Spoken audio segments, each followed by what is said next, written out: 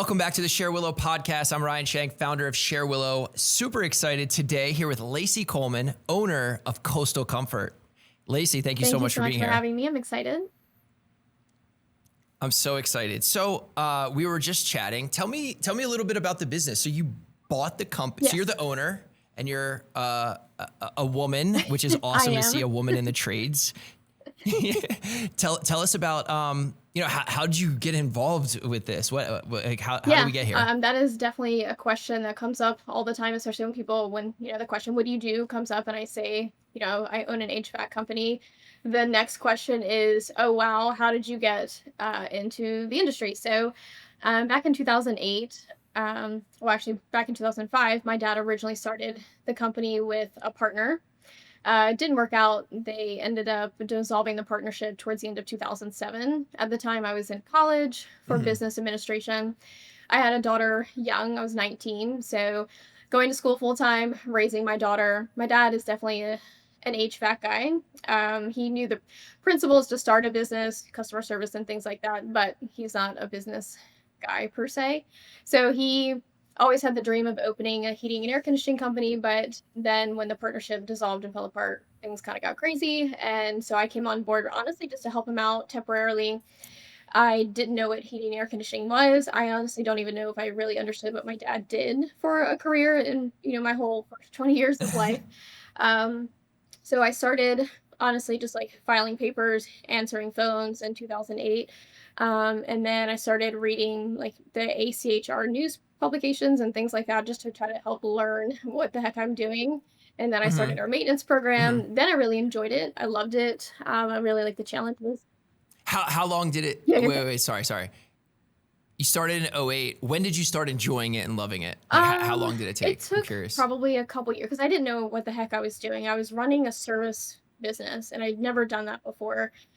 So there's a lot of mistakes probably made early on because when you're like routing, even just something as like how to route calls and things like that, I had no idea like what I was doing back then. I just didn't have any concept of what it was. Like I had a retail background, not much of a workforce background at that time, but I had a retail background. So this was completely different and not really something that I had any understanding. So a couple years and then I started enjoying the challenges and then the fast pace, answering every single phone call. Like there's customers now to this day that have been our customers since then. And I know their name and address off the top of my head because I was so involved with everything.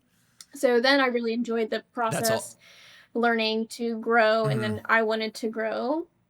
My dad really wanted to keep it small. He was always really nervous of growth. And I think then I was a lot younger, probably a lot more naive, and which was, I think it can be a good thing, honestly, because I'm not scared of failure. I think like failure's not an option. He was more scared of failure. So we just had two different paths. So I'm Oh my God, I love that. Failure's not an option. And also, sorry, just to piggyback on that, I completely agree. I think when you're young and naive, it is such a superpower because you just don't know how hard it's going to be. Like, think about how hard. If I knew then. Which is a good thing. If I knew then the stuff that I would put myself in, especially as a young single mom, oh my gosh, I don't know that I would have said, yeah, like sign me up. But then I was in it. I'm very headstrong, super independent.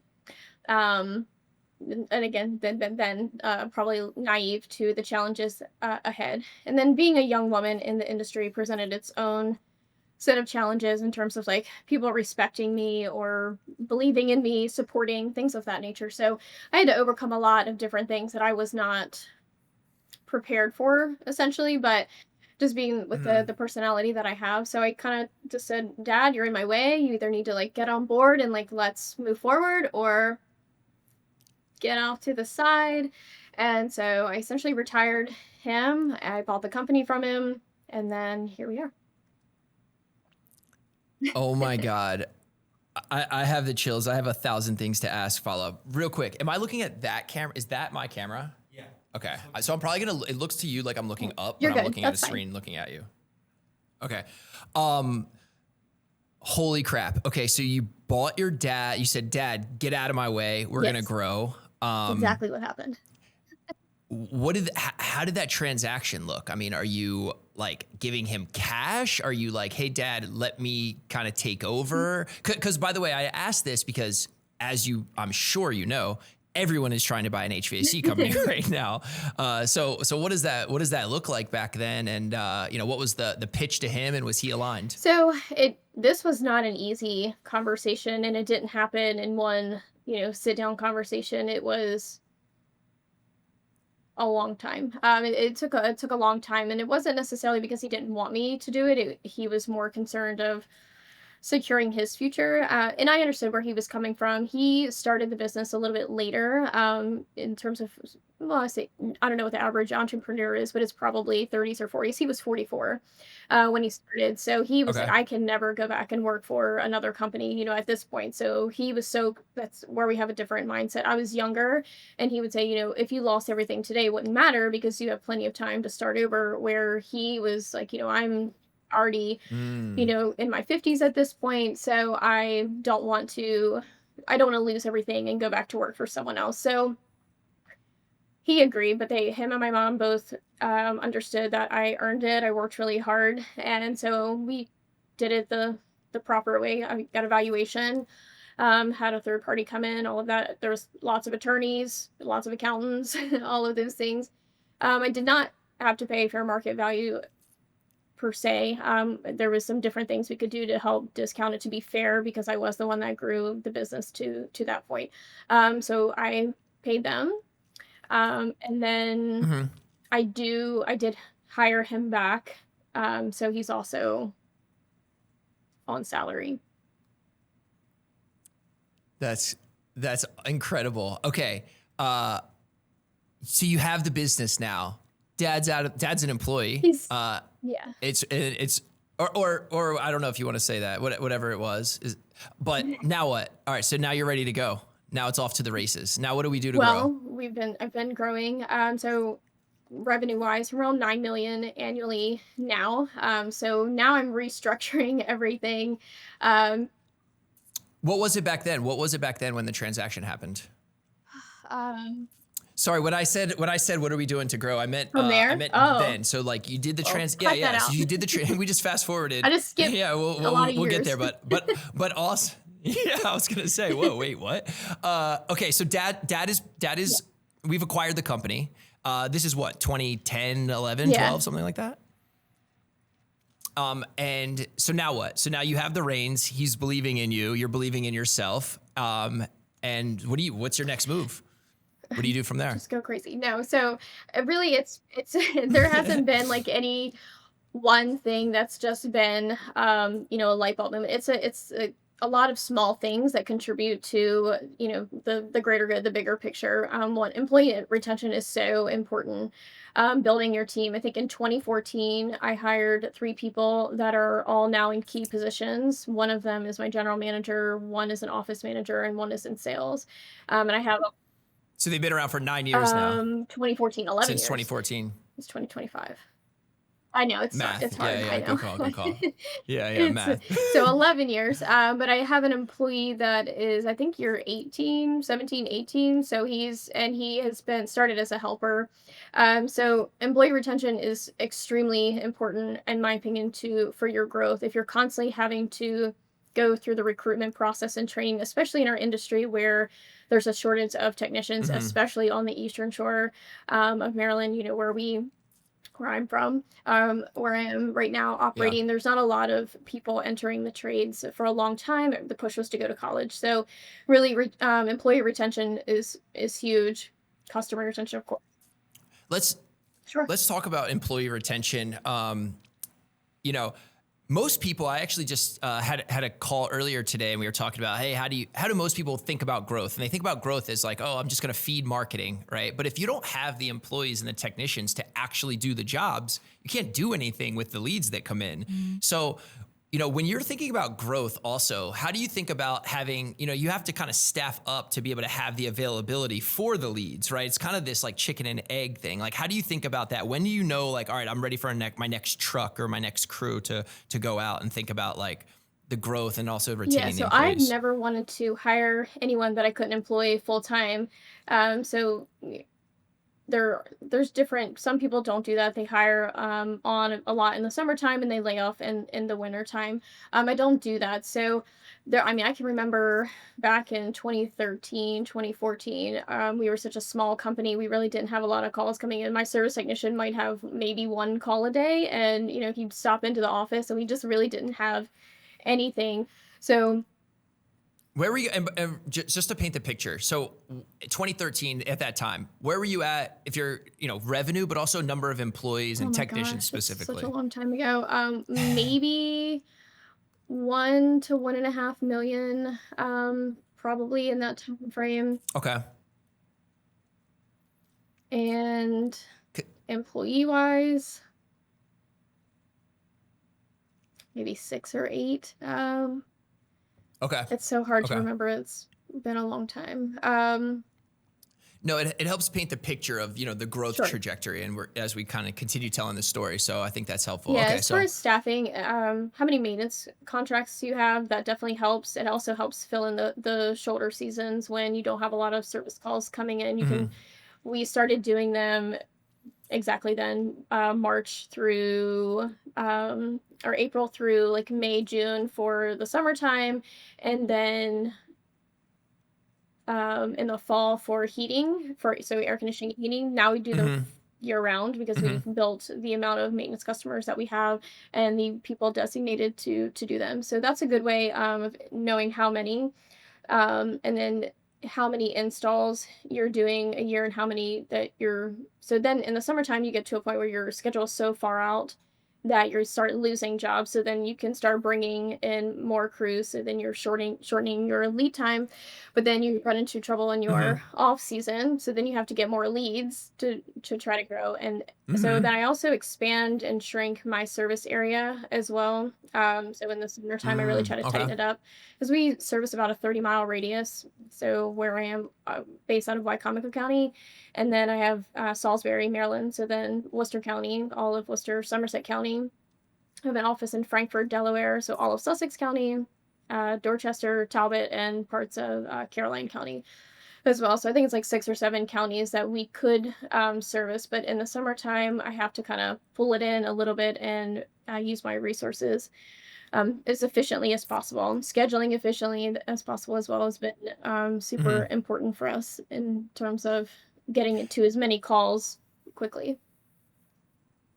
And have you found that, if you get calls and if you don't have the crews, or if the time is, hey, I don't have availability for a week or two or 2 weeks, 3 weeks, like you're losing those jobs because the availability is not there? You can, but I have some summertime. Yeah. Actually, both. I have a stock of space heaters and I have a stock of window units. So if I can't give it to a job, we may be dropping off and installing window units, and or in the wintertime bringing space heaters to help supplement in the meantime. So Oh my God, that's okay. I'm just gonna clip farm for a second because that's incredible. So I was talking to someone. So basically, what can you do to go above and beyond and really ensure that you retain that customer if you can't get to them? So you're giving them space heaters, you're giving them window units. Hey, I'm gonna get you something to bridge you until we can get to yes. you. That is incredible. And then it also, I would assume, kind of like locks you in so they don't go to someone else because you're going above and Yeah, we beyond and doing offer it that with for a them. signed contract. So at that point, they're committed to us, and customers do choose because of price. There's a segment that don't care, but there's also a large segment that are going to choose, and they do choose Coastal Comfort, my company, because we are Coastal Comfort. So they're willing to wait. Um, Sometimes it helps close the deal with the win units. Other times it's just the step of customer service. So, when you're talking about the pillars to grow a business, employee retention is a big one. Customer service is another one. So going above and beyond. It's not the expectation. I don't have to, but I have a stock of probably Hmm. at least 30 window units. So then we have to keep track of them. I buy some Hmm. every summer, pretty much. We started it with like 6 or 8, and that was manageable. And now, it just keeps growing Yeah. every summer. And so then after an install is completed, those guys will bring them back to our shop and then they go out immediately. It's just like a revolving. So basically every day we have some going out, we have some coming back in as well. So we could have 28 to 30 out on loan at any time. That's incredible. Okay, let's get into, like, talk to me about the process, because I'm sure you do other things to go above and beyond and wow and delight your customers that maybe maybe you don't even realize you're doing? Are there some things that you do? Like when a customer calls you up, tell me about what the process looks like when they book an appointment and sort of those touch points that they have with Yeah, you. so the software that we use, and it's pretty popular in the industry. But so when customers call in, their phone number is already pulls up all of their information, which they love. So it's not we're not one. It's also saving time because we don't have to ask them, "Oh, who are you? Mhm. Let me pull up your account." It's immediately And that's Service yes, Titan, right? exactly. So you can always type. Yeah, yeah, So yeah. I'm sure Service a Titan's lot of awesome. people, a lot of your listeners, I'm sure if you're working the industry, you're familiar with it as well. But it pulls it up immediately. Yeah, We yeah. have access to the information. We try to get the call booked as soon as possible. Time is of the essence. We ask different things also for the customer service part, like where can we park? Sometimes people are a little bit sensitive about you parking in their their driveway or on the street, and things of that nature. So we have CSRs that book the calls, and then I have we also rate. And what's the booking rate? Do you hold them, or do they have a goal of, call it 75% booking rate on inbound calls, or like what are some KPIs for the CSRs? Yeah, that would be ideal. It's hard right now because our service department is 150% booked every single day. So their booking rate is it's not going to be as high. We just are maxed out in the summer. Oh, they don't have the I don't have the availability. availability. They don't have the availability to book I could hire into. 100 service technicians in the summertime and still not have enough. So that's right. I could do that, but I know that I can't keep them. So then we, at the end of the year, kind of pull all these different reports to see how many different types of calls I have. Is a no heat call, service call, maintenance calls, and things that helps with staffing um, for the next year. So we Mhm. know how many people to bring on that we could keep if we can get to more of those. If we're losing them, and for what reason, they can say why a customer or Mhm. what was the reason why they didn't book and things like that. So we have a lot of different ways to check into that, and then use that data. Data is important to be able to kind of evaluate and move forward. But we also ask questions like how old the system is, and then we rate that. So for us, if you use someone else to install your system 2 years ago, and now you're calling us for a service call, you're valuable as a customer, but you're not as valuable as someone that has a 12-year-old system that is more than likely going to need to be replaced. So we route those. So we have Yep. like under 5 years. Of course, our higher priority are maintenance customers because we want to sell value with them with the maintenance. Maintenance is, especially if you're going to sell eventually to PE or something one day, they're going to look at that and how many maintenance customers that you have. So there's a lot of So that's the yeah, subscription, right? So maintenance is the subscription that you offer to a customer where you maybe go out for a yeah. tune up or something They're like called one or two different times a names, year. preferred customer maintenance contracts. All there's gold member, whatever the memberships, all these different things.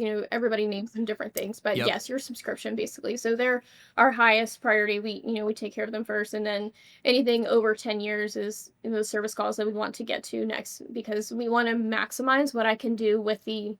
I think I have 15 service technicians now, so I want to maximize what I can do with them, and the ultimate goal is installs. So we want to funnel those over, and highest priority is no AC, older system. Those are, and then from there, if it's making a sound, Wait, that's so smart. Yeah. Wait, if it's sorry, go making ahead. a It's sound or you making a have air sound. conditioning, it's going to be pushed to the lower end of the list. We Mhm. will get there. And honestly, we try to take care of everyone the same day that we put on our list. I try not, sometimes you get into booking weeks and weeks out, but we really try to clean it up every single day so it's not so daunting coming in. It doesn't always happen, especially like the week Yeah. before 4th of July, because our first hot week now, the weather's changed a little bit here. It used to be Was that the week that it was like it was like 100 degrees for 110. like Yeah, it was five horrible. days? I mean, great for business, but That was crazy. not Yeah. great to actually enjoy and go outside. But yes, it was pure insanity here. So we just try to prioritize which calls we're getting to because it's just physically not possible to get to all of them. So we don't want to spend a lot of time on calls that aren't going to produce, revenue. That's what you want. Hmm. We're producing revenue. Yeah.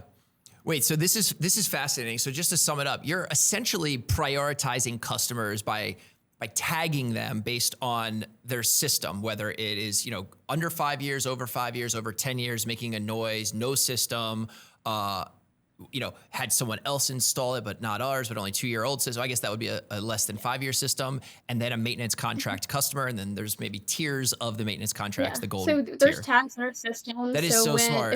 if a no AC call comes in with a 10-year tag or over, it's automatically labeled urgent. So, dispatcher sees, yeah, hot, red hot, like yeah, Get there. we're on the way.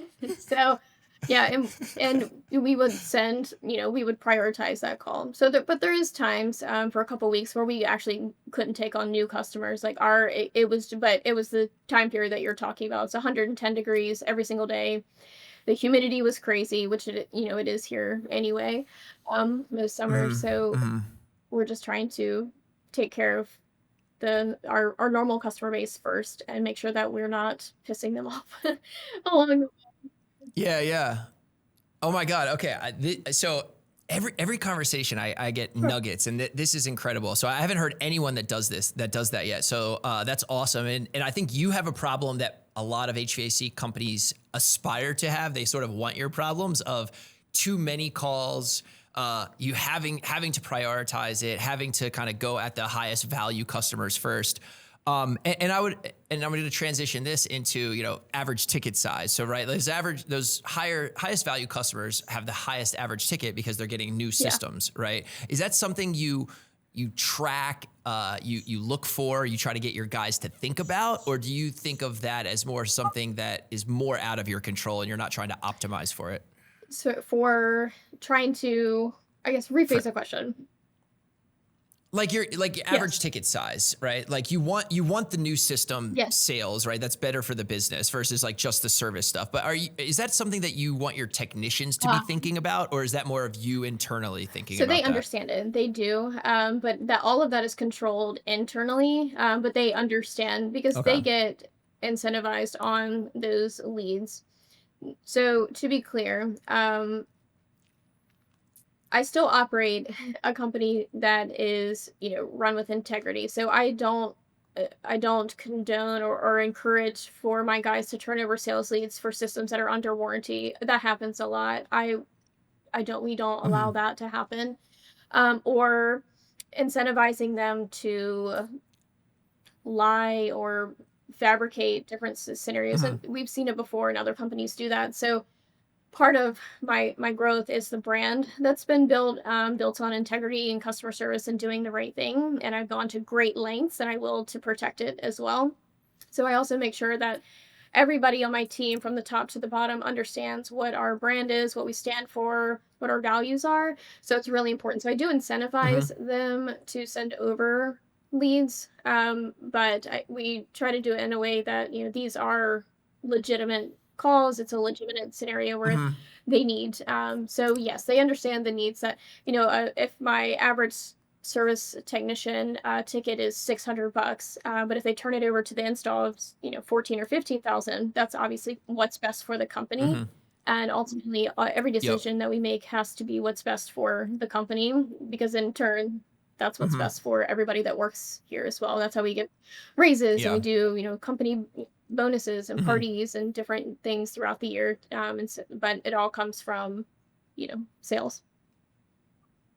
Yeah, and it's interesting. So I was talking with another company, and they call those turnovers. So it sounds like you're calling them like leads from Yeah. service to install department. But I think kind of what you're saying. Like if and I think I don't know what your percentage is, but this company, I believe it was maybe 10% of service calls turn over into like new systems or some percentage. And I think a technician would sort of stand out if they were like turning over like 30% or Yes. something. You know what I mean? And it's like, dude, you're clearly doing something that's like Right, unethical and or we see something. the So, I'm I, still very, in tune with what kinda goes on, and our sales guys would also, like they will also want what's, the most valuable, so it's not valuable to turn over a we actually had one, today that someone installed, 3 years ago, and they don't think it's keeping up and things like that. Like, that's not the best call for us, for Coastal mhm. Comfort, because we're kinda getting ourselves into a mess, and it's likely not going to turn into the sale that we would like to see. So we really try to avoid those types of situations. So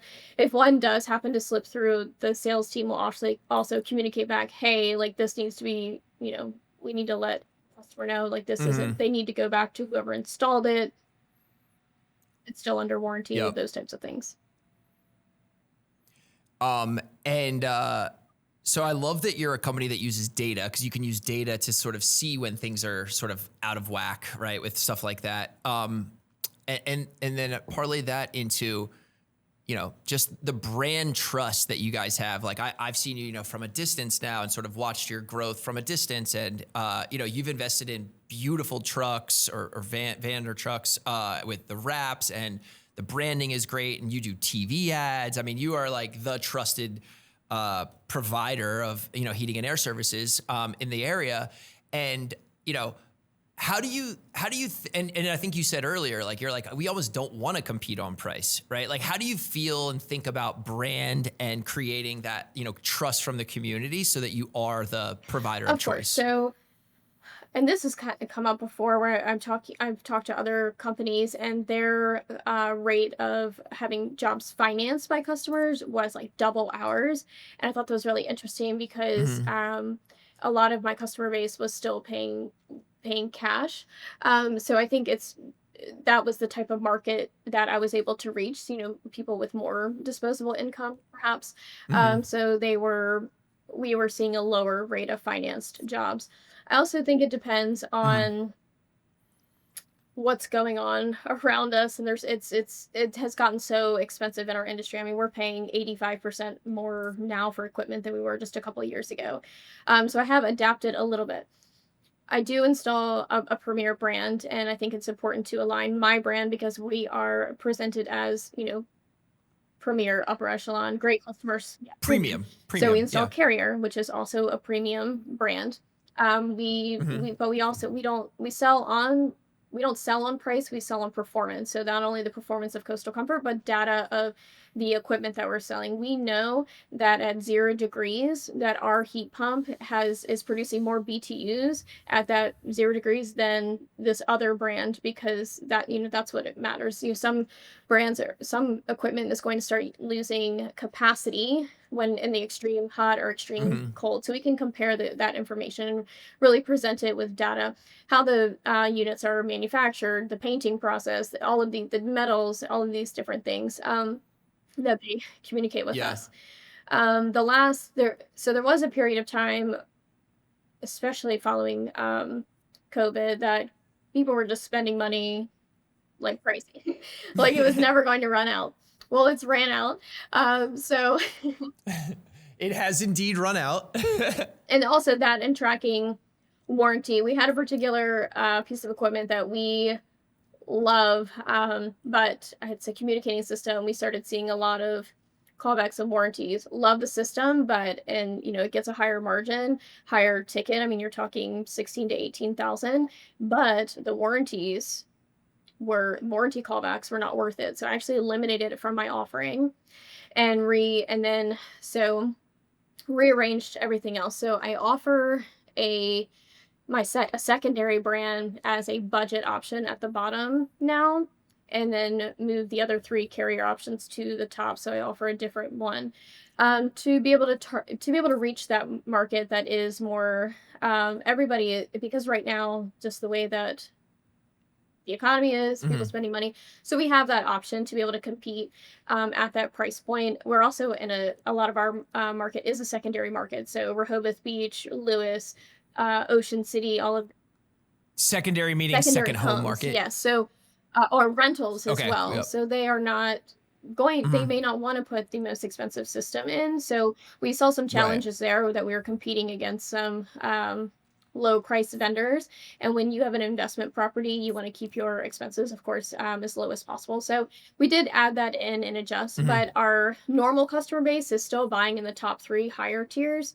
It's about 50% of what we were installing was Carrier's Infinity line, so it's like the top line, and then 25% of their mid tier, and then 25% of their bottom tier. So we've just shifted things around a little bit so we can stay competitive in those secondary markets. Which when I say that, I mean like Hmm. secondary homes for people investment Yep. properties, and they are looking to keep costs down, especially with everything else exploding around them.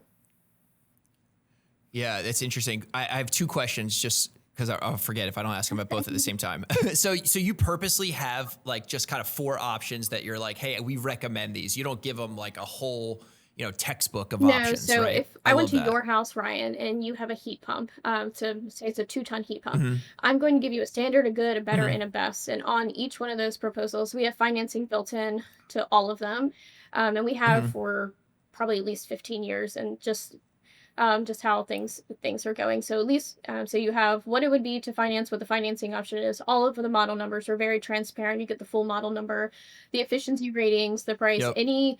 Then we also list any credits are available, whether it's manufacturer rebates that are available, the federal tax credit, which is Hmm. about to go away unless they change it, but it's there for now. Any local Hmm. municipalities. So we have a Delmarva Power rebate in Maryland. Delaware, they have Energized Delaware rebate. So any rebates that are able to be applied are also listed. So Hmm. each option, standard, good, better, best, has all of that Hmm. information. So they can really see the top number, then the bottom number, which there would be their net investment. I love that though. Though it's very concise. It's like choose one of the 4. You have 4 options. Choose one of the 4. Here's all the details about those. Because someone like me, it's like I would just get overwhelmed. I was like, I don't want to do a lot of research. I don't know what I want. And I think a lot of customers probably like outcome focused. So like I want it to be cool or hot Yeah, so it or depends warm, on what right? It's like your what's the outcome? maybe you have your outdoor unit is near like an outdoor living space, and that's super important to you, and you do a lot of entertaining, and you don't want the outdoor unit to be, super loud. We have some that you can stand next to them and you can barely tell that they are running. So maybe you're willing to spend the $5,000 extra because it's more Hmm. efficient and it's very quiet. There's, so we also not everything is electronic. By the way, I got to interrupt you for a second because I love the way you just did that. That's storytelling. I feel like a lot of the best companies, they storytell.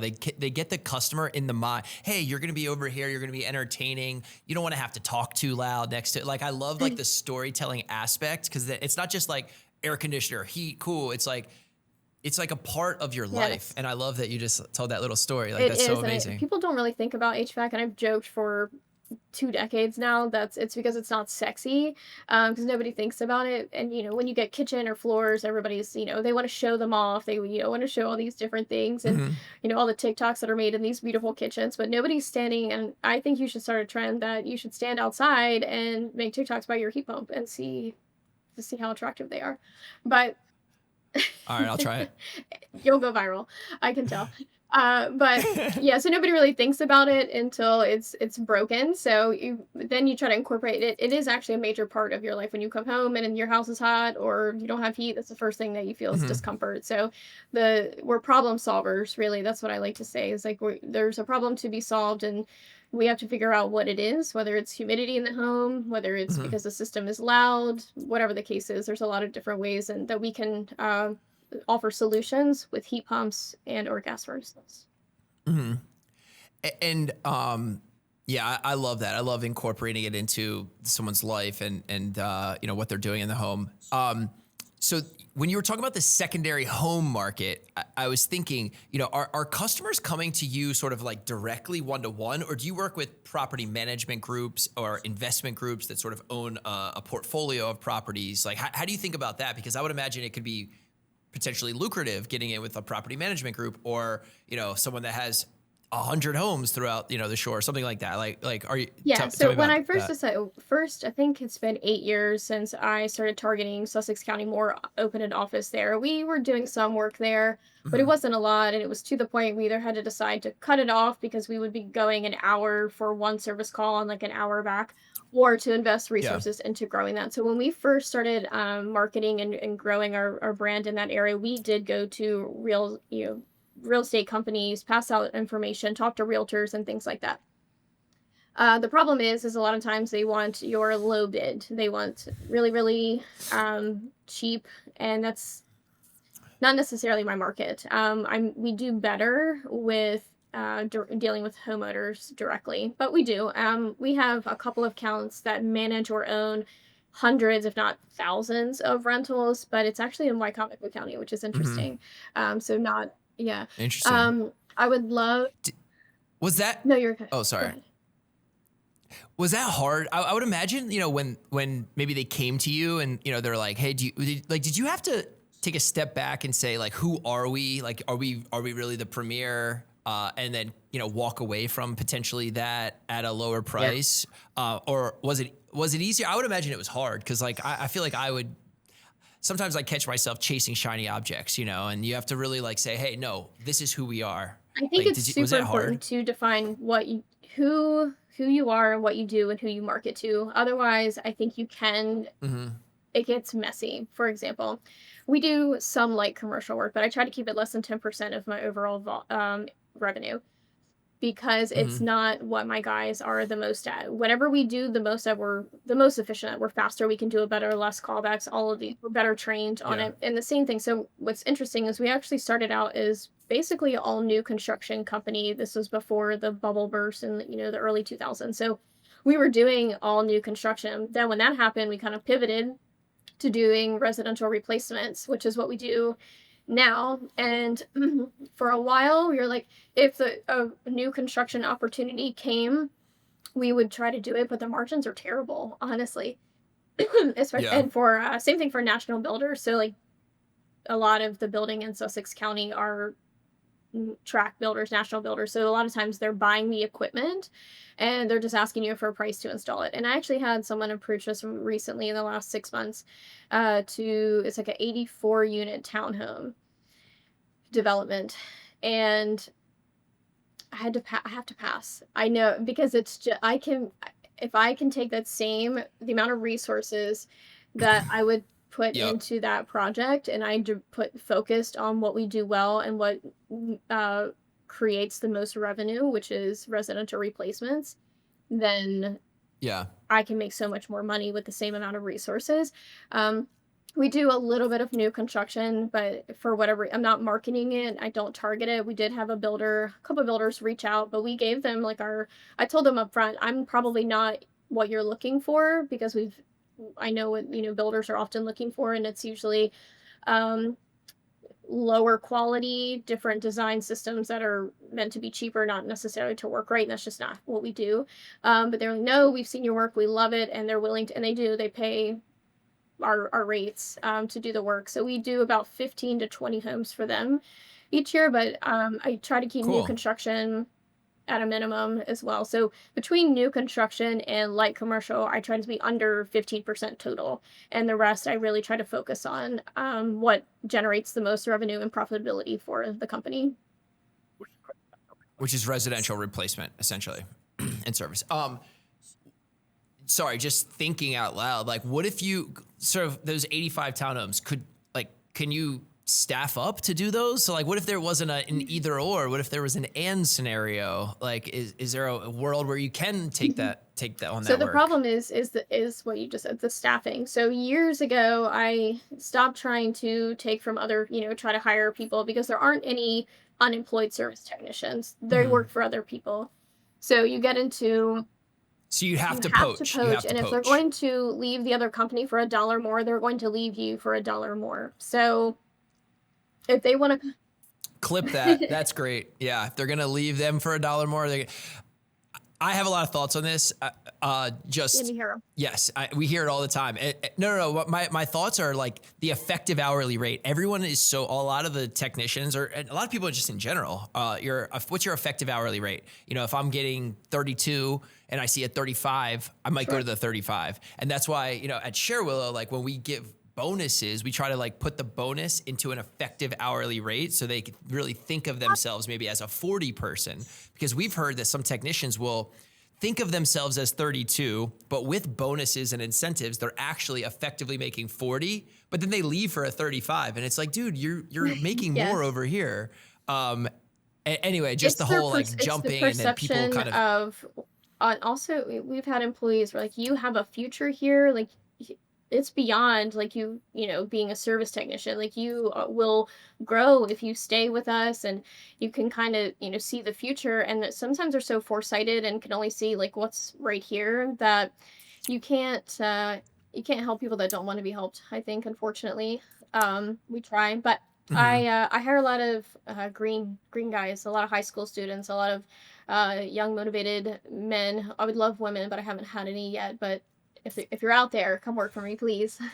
um, Women technicians, women's in the trades, please go to yes, Coastal Comfort. There's a job for you. Maybe the job to take on these 85 there you go. townhouses. Then I could do it. But my resources are maxed out with what I have, and I'm hiring and training as fast as I can. So they start in my install department as an apprentice. They work their way up. I move them to the service department. They start training with another technician. They are doing straight maintenance, only maintenance calls for a little while. Then they start doing some light service work, some of the easier stuff. Like if we're reading the description, sounds like a capacitor, probably going to send that person. Different things like that. And then they How long does it take them to get Oh, no, ramped? you're Oh, good. sorry. Go ahead. Well, Keep going. Ryan, like with anything, some people are really motivated and they want to learn and they try their best and they put in a lot of effort and they can get there much faster. We have guys that started with me last year that are service technicians now, 18 months later. I have guys that have been there 3, 4 Okay. years and they're still a helper, an apprentice. But they all go through the same exact process, same exact program. You have to be willing to put forth the effort, and that's like most things, you have to be Hmm. willing to learn and execute the skills and retain them and practice them, and not make excuses all the time. Like we have, I mean, I'm not a super mean boss. I'm super understanding. I do a lot. But and when mistakes happen, that's part of the process, and that's part of me training you. But it's how many times does that happen before we're learning things. So it really Hmm. depends on the person. We have some people out there that are excellent, that have can go faster in 2 to 3 years than some people can do in 10. But if you're motivated Um, and can do it, you can be a service technician making you could be making 25 plus an hour in 18 months. that's incredible. Wow, that's actually so. How many technicians? How many employees are you at right now? And then what's the breakdown of like technicians to helpers? We don't have to go through all Yeah, the yeah. different roles, but like where are you I'm at about size wise? 46 um people, and Okay.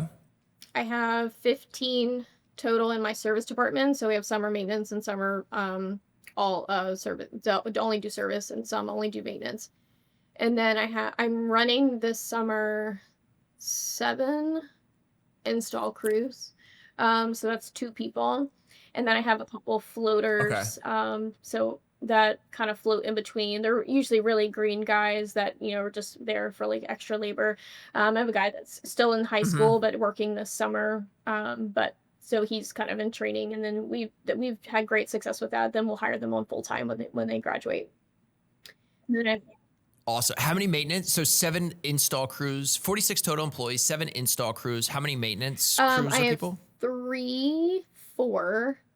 Okay, so I have 2 that only do maintenance, and then I have, Okay. 2 that are 90% maintenance, and then they'll do some light service work, and then the rest are just, service technicians. And they will do maintenance in when the service call volume slows down, but, they are Hmm. designated service technicians. Wait, sorry. So is a service technician not doing maintenance? So is maintenance the proactive Mhm. maintenance, like from the Yes. plans, from Yeah. the, So we use okay. that Okay. so when you start with Coastal Comfort, you start if you're green as an apprentice in my installation department. You are working with a lead installer, learning how to install equipment, learning the trade. Some end up Yep. being a lead installer, so then they're leading a crew and they're training, and others will move over as and train to be a maintenance technician. So when they're doing maintenance, that's all they're doing. They're cleaning coils, checking refrigerant levels, inspecting wiring, amp draws, all of the, Hmm. those types of tasks. And so, but they're as they are doing the maintenance calls, so we're sending them to systems that should be working, but they're coming across things, and we're using that as some non-pressure diagnostic time. So then if you are responding to a no air conditioning call, the customer's house is 98 degrees, they don't want someone that's green and still trying to figure out, they want it right now, so we need to be much faster with. No. Yeah. So we're Yep, using yep, the yep. maintenance as you're starting out and you're just figuring out your skills. You are some light diagnostic, light troubleshooting, stuff that's a little bit Mhm. more simple. And then as you kind of go up, like level one, two, three, four, five. So then I have some technicians that can do absolutely everything. Boilers, we're not, tankless water heaters, geothermal, ductless, all. And this is now service. Now we're talking Yeah, about the so service basically you start at technicians, right? And maintenance how all the way up to like a level 5 technician. So there's like a maintenance level one, two, three, a service technician that's doing more diagnostic repair daily. So then one, two, three, four, five, depending on their skill. yeah, and how many service technicians? So you have 7 installer crews, 2 to 3 you So said yeah, sort so of I have maintenance technicians, and then 11 service technicians and 4 maintenance. okay, 11. Got it. 11 service technicians, 4 maintenance, 7 installer crews, and then some helpers that kind of go throughout, and then some Yeah, office staff and office, and then I stuff. have 3 designated salespeople. And then this Okay. year, I needed more management. For a long time, it was like me, everyone else, and I'm bottleneck. Like you restrict yourself when you do that. Yep. So then I had some service and install manager. This is my first year, really like 4 months into having a general manager, a service manager, an install manager, and it's it's great. So we're able to really focus on the processes and also the support that the guys need out in the field. So kind of like looking forward as we grow. I think I got to the point where I really Mhm. couldn't grow with the same with the setup that I had with the structure of the company, with not having enough management. But now I do. We can grow. So yeah, so I hear this all the time. So firstly, I want to congratulate you because 46 employees, 9 million in annualized revenue coming from, a single mother who got the company, back in 2008. Like that is incredible. So firstly, that's absolutely Thank you. incredible. And I think you're actually at a place where a lot of people want to get to. I talk to so many people in this 1 to 3 million, maybe call it what sub 5 million, trying to grow to 10, essentially kind of where you're at. Right. And I think, a lot of them have a problem that maybe you solved recently is, you kind of maximize yourself in terms of what you can do. You can kind of strong arm it. You kind of hustle your way to maybe a couple million in revenue where you're sort of Yeah. spread thin and you're sort of doing it all. But then you kind of max out, right? You sort of need the people in the team. How did you, like, when did you know you needed those leaders in place? And how, was it hard to stomach like, all right, I have to pay like 3 real salaries and like kind of take margins down a little bit, so question is, when did you know you were there, and were you ready to make the investment? Yes, I'm always ready to do whatever it is, and I'll sacrifice myself or anything in order to make it happen because I know there's short term pain for long term gain. Like we'll get there. I have a great team. Like I said, those people that a few of those that started in 2014 have been there. I mean, I have so many people that work with me on my team that treat the company like their own. I've also always been super proactive in listening to the people out in the field because really those are the ones that they're experiencing it every day. They're customer facing, so their opinion and what they say matters. So I've always listened to them and made changes with that information. I definitely didn't do this completely on my own. They've been great. So actually going back like 5 years, I knew that I absolutely had to have a service and installation manager. I was at 20 something employees at the time. And they're just all it, reporting to you? That's actually it was crazy crazy. and probably not a good idea. I mean, it was fine, but it was a lot. But like I said, I had people that for me, I natural leaders I think always emerge. If you have a group of people in any industry, any situation, any room, Mhm. you're going to have natural leaders that just, come to the top. Yes, exactly. Rise. Mhm. So I had one of my guys, he was in my service department, and the service technicians were already calling him for like all these different things. And I was like, you're the guy, like a service manager. And he was like, absolutely not, don't want it. I was almost waiting for him to like come around. I'm like, you are so valuable. I can like see, and I sometimes see stuff in people that they don't see in themselves as a blessing and a curse. Because I try not to fix people, Oh but yeah. sometimes you can see the better in people. So in this case, it worked out great. it took like a year and a half, maybe 2 years for him to come to me and he was like, "Okay, like this is what I want." And I was like, "John, I've been trying to get you to like yes, like I've been trying to get you this for 2 like what are Done. you talking about? That's yes, like now, let's go." Um so then it took a while. The problem is, and I told him earlier this year, if we make a mistake, it sets me back 2 years. So finding the right people is super important because I do like give people the time to try to evolve and grow and get used to the position. And then you have to go through the recruitment process and everything. So it to me, every time you make a wrong decision, it's 2 years that it sets you back in that position. So he was my service manager.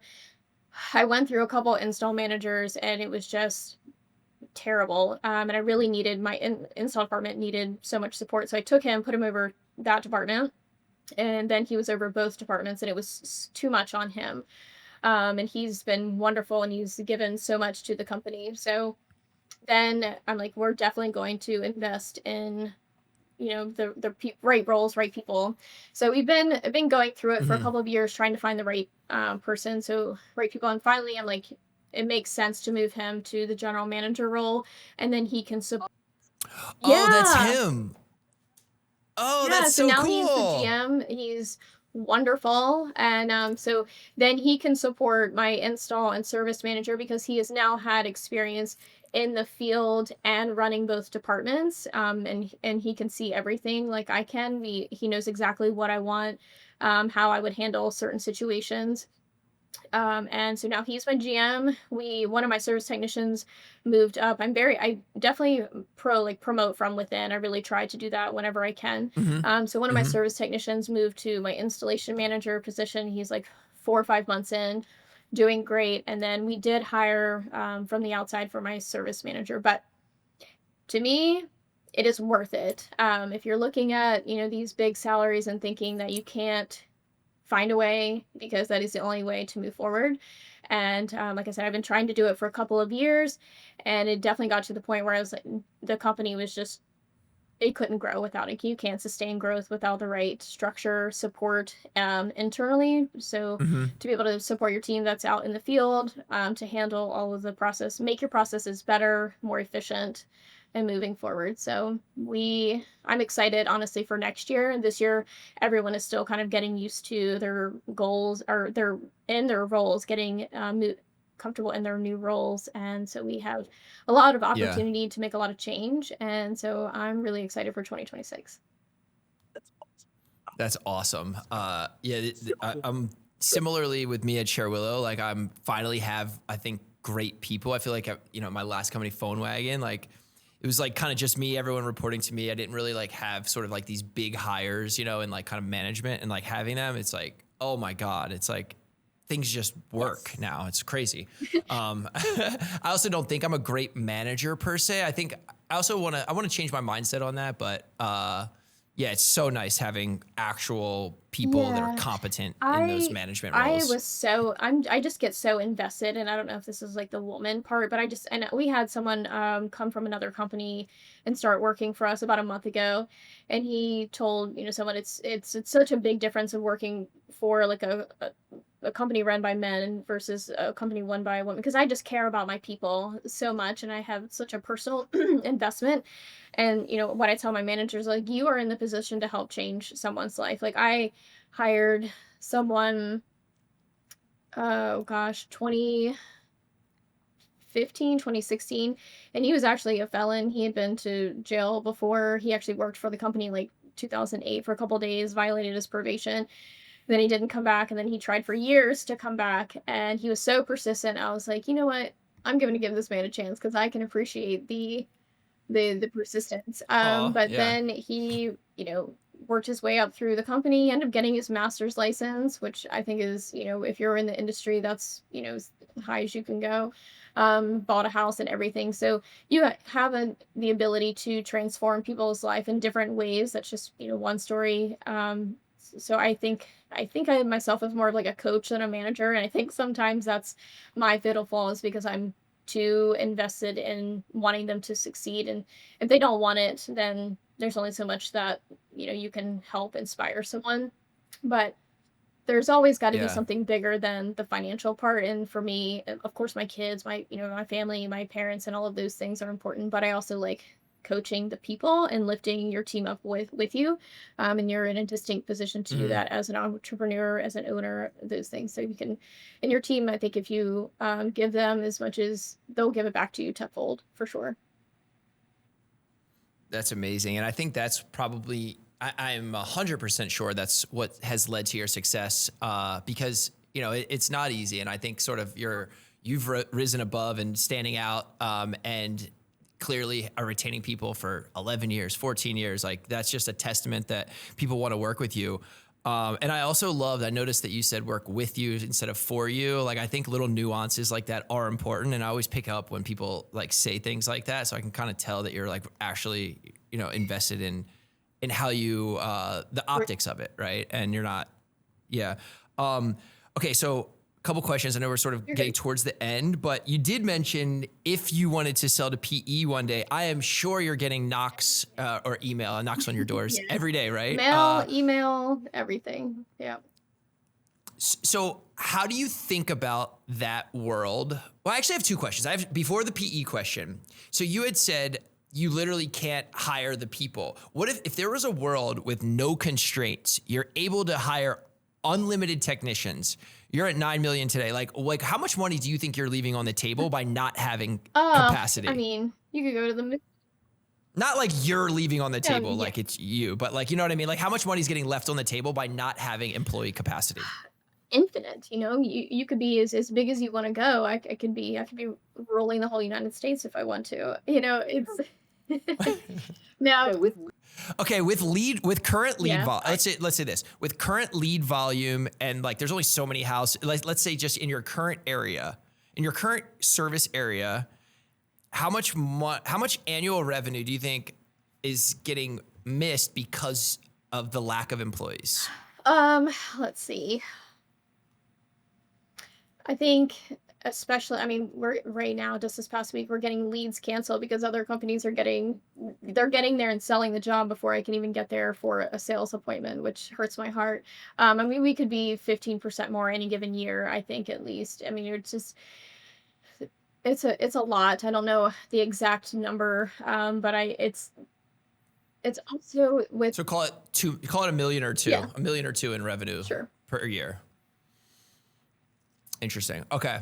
Yeah, no, I just think it's wildly fascinating that there's such a shortage of labor right now in the I think trades and yeah. but I think some are yeah. worse than I hope it's coming around. yes, yes, I Yeah. do think. I think the schools, especially high schools, before when I was in school, it was college, college, college, and then we created this gap. The industry was aging. A lot of people exited, retired, got hurt. I mean, it's hard on the body. It really is. A lot of people injure their knees and Hmm. shoulders.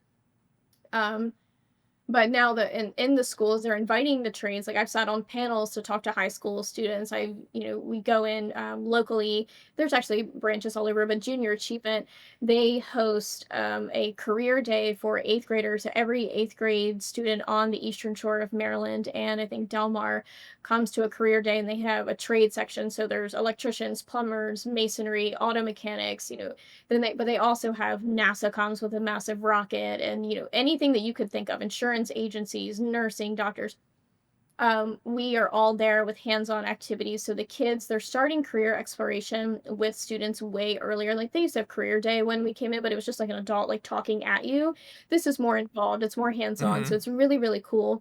So it gives students, young adolescents, they can really start kind of thinking forward about what they like and what they enjoy. So there's a lot more of that from the elementary to middle school. And then, as in high school, they're having military, trades, college, all the different options that you have for your next step coming in to talk to you and give you the opportunity to ask questions as well. So it is getting better. We've got a long way to go. Yeah. Um, okay, back to the private Yes. equity question. How do you feel about that? Are you are you taking their calls? And yeah, what's your general sentiment to PE entering the industry, entering the trades? So I am pro. Anything that disrupts an industry it can be good. There's good and there's bad. I think there's market disruptors that make you look at yourself and what you're doing, and you can rise to the challenge and be better. And that's one way that I have taken it, because it's not so much affected Wycomico County or Worcester County yet. Sussex County is really where a lot of the PE acquisitions are happening. Yes, I'm Hmm. pretty much one of the, if not the largest residential contractor based out of Wycomico County. Hmm. I think I might be the largest in terms of people and revenue. There's other ones that do a lot of mix with commercial and resi, but I'm the biggest residential. So I do get calls and everything. I don't entertain them because I'm not ready. I have a personal goal that I want to meet before that happens. I think. Okay, Do you want to share that? 20 million. All right. Okay, let's go. So just a couple more years. You got this. You got I would this. love to be able to hit 20 million without bringing in anyone else. I just got Just so so fired up for you. I'm so excited. just so Okay, I let's can go. just so I Heck know yeah. that I can do it. I never thought that I would be where I am right now. And so PE, yes, there's good things about it. I think that if you are a company that's willing to evolve and grow, which is super important, then they're going to make you do it. They have way more resources, way more marketing funds, but at the end of the day, I say Hmm. my Hmm. biggest competition is myself, because if a customer calls me, it's mine to it's that's mine. What we're doing with it matters. That's why retention is important. Two, Hmm. it is bad because I don't like some of the tactics that they use for both getting employees. I think they oversell and underdeliver. I don't love that, because it's that's about the people. And the same thing with honestly just some of like the pricing that they get is they're asking for. And I guess like if you can get it, why not? But at the end of the day, the home services industry's had a bad rep for a long time, and they still do because of companies that do those types of things. So I don't necessarily agree with their tactics a lot of times, but overall, it doesn't really bother me. They have a lot more resources to fill their sales funnels and things like that. So from a competitive standpoint, like when I go to my marketing meetings, we rank really high against or versus my local competitors. But then when you bring in regional competitors like Horizon or FH Fur and those companies, I'll Yeah. never I'll never outrank them, just because they have so many backlinks and everything else for all the different things that they're doing. But I it doesn't scare me. I know that two have bought other companies and have explicitly said that their plan is to make every local company either go out of business or sell. To me, I'm like, oh, well, that just means I have to be bigger than you. Yeah. Heck yeah. And Yeah. you will be. Well, I also think so. I actually went in person to a guy, I think similar size. I think you're a little bit bigger, in Rhode Island, 40 employees. I think they're at 8 million. Um, this guy, Craig, and his company's, actually just posted, Ocean State Heating System, something like that, in Rhode Island. And, he said that, a PE company bought something in his town. All the employees left. Everyone walked. And then when everyone walks, the customers, I'm curious if you feel this way. The customers sort of follow the employee. Like they don't care about the entity that Yeah. much. You know what I Mhm. mean? Like people probably like working with Coastal because it's like Lacey and and you're trusted and your dad and like the whole Yes. story, right? Uh, Not the entity necessarily. So, when he told me that and he's like, everyone walked, all the Hmm. employees walked and joined other firms or started their own company. And when that happens, you're not like the book of business isn't real at that point. You know what I mean? Like It's those market retained share. customers you think you have on contract. Yeah. Yeah, like they just go, it just Yeah, evaporates. that happens here Um, too. It's because how they come in, and a lot of times, I think they come in with the attitude that definitely everything changes, and they tell you sometimes that it's not going to change, but it does. And I can think of several companies right off the top of my head that I mean, I think at one point I absorbed like six employees from one of the very first companies that sold. I think it's been 4 years ago now, out of Millsboro. I mean, just a bunch of their employees just came over to me, and they ended up going to a couple other ones, but that does happen, although it doesn't matter because they keep buying, because eventually people are still selling, and I mean, I get news every week of another one sold. So what they're buying is market share, and before long, Hmm. they're if their goal is to make the local businesses either sell out or go out of business, they're really going to be all that's left. And I do there's a sad part of that, I think, but it's in every industry. I was talking to a pest control company last week, and same thing was happening in their industry. They are squeezing out a lot of small and mid-sized businesses, and it'll be interesting to see what happens in 10 years. I don't know that, everybody says small business is the backbone of Yeah. America, but at this rate, with a few kind of mega conglomerates kind of buying everything up, it'll be interesting to see what the landscape of the world, United States looks like, Yeah. at that point. It's a little gloom and doom, but at the rate that they're buying everything, it's gonna be interesting to see, Yeah. what happens. But is it nice? Yeah. Is it nice knowing that liquidity is there, that the option is there? Because I don't know that, like, even, if you were to ask me 5, 10 years ago, I think not a lot of people knew sort of what the succession plan was, or like how you would sell it, if that was even an option. So like, is it kind of nice knowing that, hey, this is there if I want it? Like, you know what I mean? Absolutely. I mean, I'm not saying that's not the plan. It's definitely in Okay. the cards for me. It's just a matter of when, and people ask all the time when, and I think I'll know when it's time. But I feel like I'm not done yet. I think there's more um, Yeah. Yeah. that I can do on my own without. I mean, I've there's been some crazy opportunities for me to sell now, but if I know that I can double it, and I don't know, might be on the helicopter with you. Oh my God, this is awesome. All right, this is a perfect place to end. I'm so fired up. Thank you so much for coming on here. I'm so Yeah, pumped up for you. I think you've built an incredible business. You've built an incredible brand. You're thank you. trusted by the community. You guys are big. You're doing it all. Started as a single, or I guess you still are, single mom, and built this 2 beautiful children now, and build a monster company. So, Lacey Coleman, Coastal Comfort. Thank you, Thank you so Ryan. much. Appreciate it.